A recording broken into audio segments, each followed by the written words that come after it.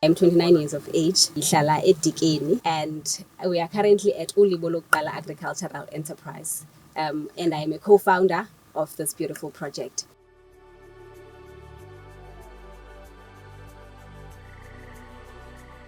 The project comprises of 5 members, and it is predominantly female-owned. So it is 4 females and 1 male. And it is a youth project because the 4 females are young people and the male is an adult. So the project was born in 2020. It was a group of people who sat together discussing into how can we contribute to the economic development of the country, or how best can we use the resources that we have to bring about change in our community. And then in our discussions, we got to a point where we came to a decision, let us establish this business. So when we started off with only human capital. So what we have was ourselves. So we then decided, let us do e-recycling. By doing recycling, we were then able to start up seedlings and fertilizers for us to start operating. So we did e-recycling to buy the production inputs that we needed, and we started. When we started, we initially started with only 1 hectare of land. So one of the families had given us 3 hectares of land. So we started with our 1 hectare. We then expanded to 3 hectares, 6 hectares, and to date we have accumulated up to 20 hectares. When we started operating, as I had mentioned, we started only with human capital, and that was the first 4 years of our existence. And then in 2024, we submitted an application to ECDC. They assisted us to a funding amounting up to 560,000. So we were able to buy some production inputs. We were able to buy trailers that we're using now for deliveries. We were able to buy partial fencing so that we are able to make sure that at least a portion of our farm is securely fenced. We then also got a top-up from ECDC after they had come and monitored the progress of how we were operating after we had gotten the funding. We were topped up with a funding of 150,000. From there, we were even able to buy more production inputs to ensure that in the next planting season, we are secured enough to continue operating. And then last year on the Youth Day celebration, which was hosted at Debenek, we were then fortunate enough to be part of that event. And there we had our beautiful stall. And as the premier was walking through and looking at the stalls, he came across our stall where he was very impressed with the produce that we had brought there.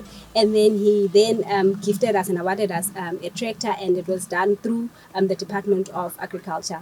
Then it was a tractor with its implements. It was then awarded to us officially at the Women's Day event, which was hosted at Misrand, and it was delivered to us in September. From time to time, according to their capacity, our local office of Dr. Da continues to assist us to the best way they can. So what we have currently is 8 hectares of cabbage, which is here, and then the other portion of land. And then we've got 4 hectares of spinach, which is also planted here, and in the other portion of land that we have. Our short-term intention is that we are able to operate to the full capacity of our 20 hectares. And the reason for that is because we have established ourselves in the marketplace so much that we even reach to the borders of Lesotho.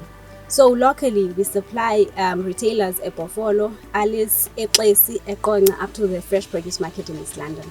And then last year, we then decided, no, we've got enough produce. How about we then market ourselves extensively? We then marketed ourselves to get to a market of resellers from Lesotho, who would then come babazotenga ikhaphetshu from us to take back to Lesotho. One of our key goals is to make sure that we are contributing to our communities. And one of the challenges that we are currently faced with is the issue of unemployment and poverty. Now we have committed in Tina, the best way we can, we are going to contribute to poverty eradication. We employ people in the local area and the surroundings to say, okay guys, we have this project that we are doing, so come and help us. In them coming to help us, not only are they working to help us, but they're also gaining skills, because we also pride ourselves with skills transfer. And as such, we have adopted students from the University of Fort Hare, Lovedale College, Fort Cox. So from time to time, they do come and conduct research yabo at our farm. When it comes to celebrating Women's Day, not only are we celebrating the struggle, but we are celebrating the strength of a woman.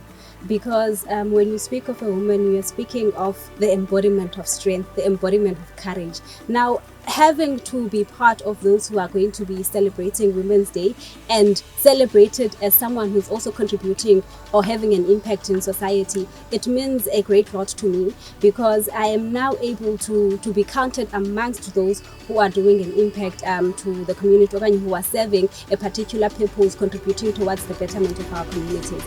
Eastern Cape, home of legends.